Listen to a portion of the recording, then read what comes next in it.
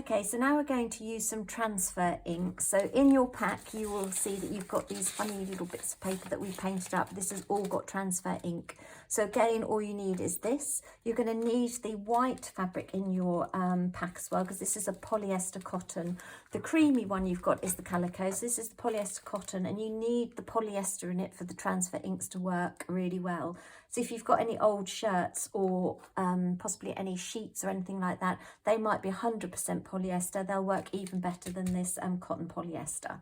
So what you're going to do is you can cut out your shapes. So you can see here we've cut some shapes out ready to go. So we've sort of done a negative and a positive. So here we've got the positive, and then this is the negative, so what we cut the shapes out of. And you can use them both ways, but you can't iron them like this. You're going to have to turn everything so everything is ink side down. So I'm probably just going to do, I just wanted to show you this way up first. You just have to bear with me. Again, you're going to need the greaseproof paper to protect your iron. So I'm going to flick that over, just flick that over, and we're going to flick those over as well. Now this might be where I'll take the greaseproof out from underneath. Okay, so once you've got it all like that, you're going to put your greaseproof over the top very carefully. Hopefully nothing's moved. And I'm going to do one side at a time, because obviously your iron isn't as good as our heat press. You need it on a really hot temperature, and you do need to sort of leave it. Just keep moving it.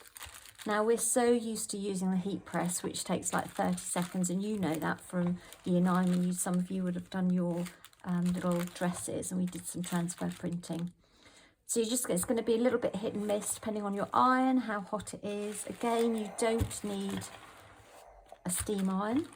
We just forgot to take the water out, and you do have to keep moving it, but the best thing is to just have a little check before you move everything. Is just peel one side back and just lift that up and see if your colours are coming through. So that's a black, so it's starting to come through. So if you want it a bit darker, obviously you're just going to have to trial and error. This is to get that to work.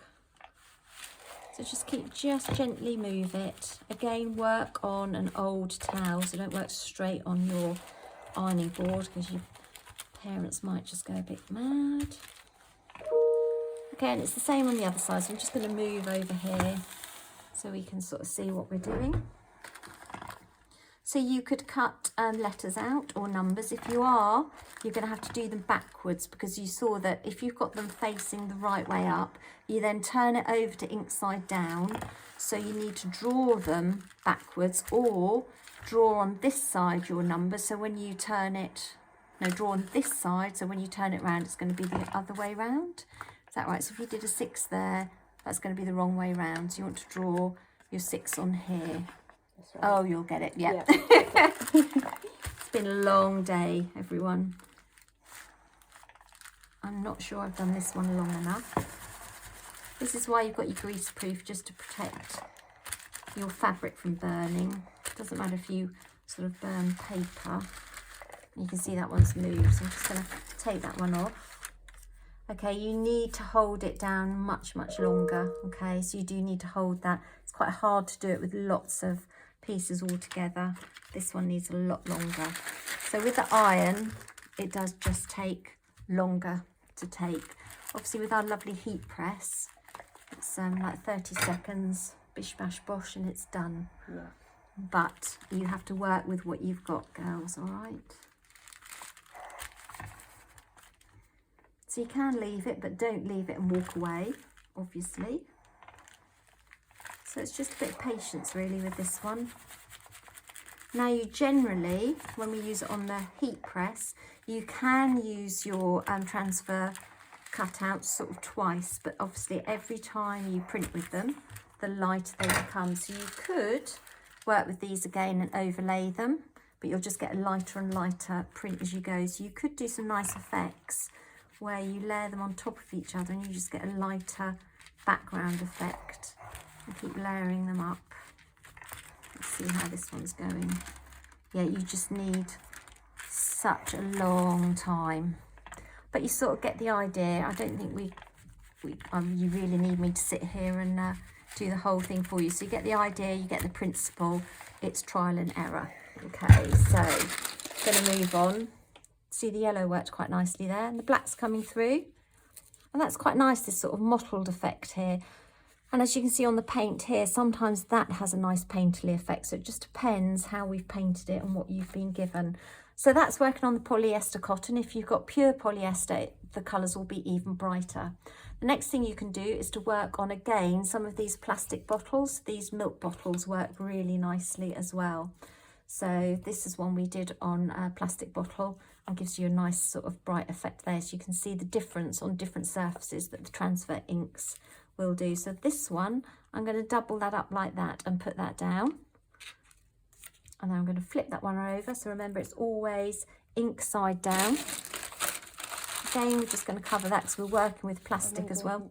So do you think we need to put the thing underneath as well? Oh yeah, sorry, sad feels reminded me. We're working with plastic, so obviously that's going to stick to our lovely towel. So make sure it's sandwiched between 2 layers of greaseproof. Just going to move that up. Good job my wingman is here, isn't it? Otherwise you'd all be ironing it to your parents' ironing board, which they would not be happy about. Okay, so this one I am going to try and leave as long as I dare. Now, because it's the milk bottle plastic, it will go quite translucent as it heats up. Then you just have to be really patient and leave it inside the greaseproof paper. And as it cools, it will go back to the sort of opaque colour. And then you should be able to get it out of the greaseproof without it sticking. But the proof, as they say, is in the pudding. So we're just going to leave that because that should be sort of sticking. Okay. I'm going to let that. It might peel off. If not, you have to wash them off. So all you're going to have to do is wash that off. That. Isn't that lovely? So all you do when that's cold is you're going to put that in some cold water and you're going to rub away the paper, and that will come off and that will leave the imprint of this here. So I'm not going to wash that for you. So just put it in cold water, rub that. Sometimes you can hear it's going to peel off. So once you start getting it wet, it might just come away. Sometimes if you're lucky, it might peel off. But you can tell I can't bother to get the water out. But water, and you can see it's going to stick. And that's worked. That one definitely have to wash it off, but you can see it working. You should get nice bright colours. So again, people are doing the sort of recycled or want to work with plastic. You can again work with the transfer inks onto the plastic like that, and you get a really nice vivid colour. And it's sort of given a slight emboss. So you could, when this is cooling, you could possibly shape that over something or hold it. So put it over something curved, piece of plastic, pipe or something. Hold it like that, and that might hold that shape as well. And there you go, that's transfer inks from home.